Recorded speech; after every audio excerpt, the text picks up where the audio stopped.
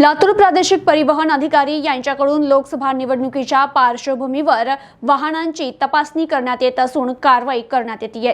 लोकसभा निवडणुकीच्या अनुषंगाने लातूरमधील निलंगा ते शिरूर अनंतपाळ रस्त्यावर निटूरजवळ प्रादेशिक अधिकारी लातूर यांनी विविध वाहनं ताब्यात घेतली असून त्याबाबतचं पत्रही संबंधित वाहनधारकांना दिलं जात असल्याचं पाहायला मिळालं।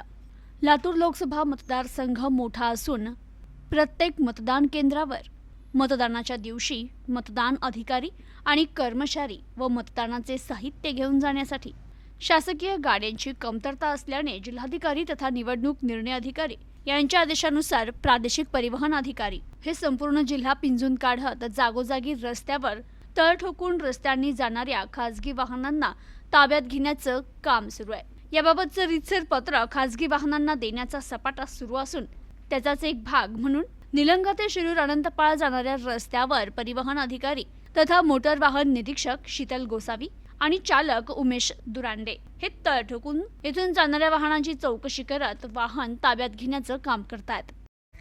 आज दिनांक 27/4/2024 रोजी आम्ही RTO प्रादेशिक परिवहन कार्यालय लातूर यांच्यातर्फे इलेक्शनसाठी गाड्या रिक्विजिट करण्यासाठी शिरूर अनंतपाळ ते निलंगा रस्त्यावर वाहनं पकडत आहोत, जेणेकरून आपल्या इलेक्शनसाठी वाहने मिळू शकतात।